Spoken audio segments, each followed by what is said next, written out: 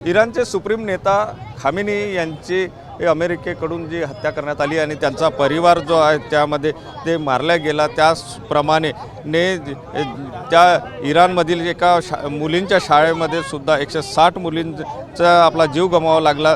त्याचा निषेध करण्यासाठी या ठिकाणी अशा प्रकारे कॅन्डल लावून श्रद्धांजली जी आहे ती अर्पण केली जात आहे। आणि महत्त्वाचं म्हणजे अमेरिका आणि इस्रायलचा विरोध जो आहे तो या ठिकाणी केला जात असल्याचं आपल्याला पाहायला मिळते।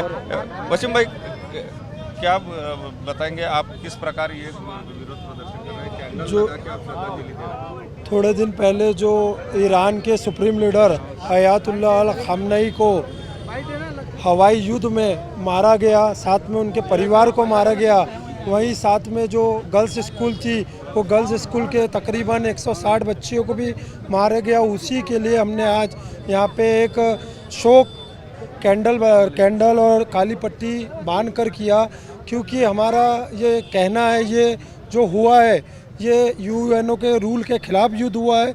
ये युद्ध, कोई भी युद्ध होता है तो कंट्रियों को पता चलता है, ये बिना बताए प्री प्लानिंग इजराइल और अमेरिका ने मिलकर ये युद्ध किया है।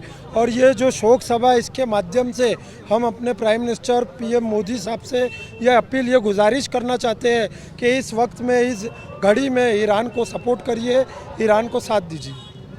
नक्कीच या ठिकाणी आपण जर बघितलं तर श्रद्धांजली आयोजित करण्यात आलेली आहे। कॅन्डल लावून या ठिकाणी श्रद्धांजली दिली जात आहे।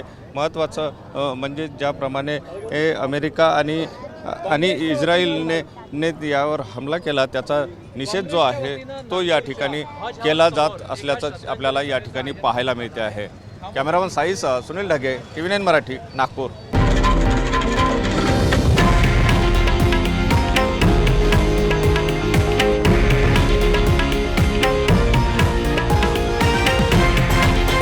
हे आहे देशातील नंबर 1 न्यूज नेटवर्क आणि आपण पाहत आहात TV9 मराठी, एकमेव।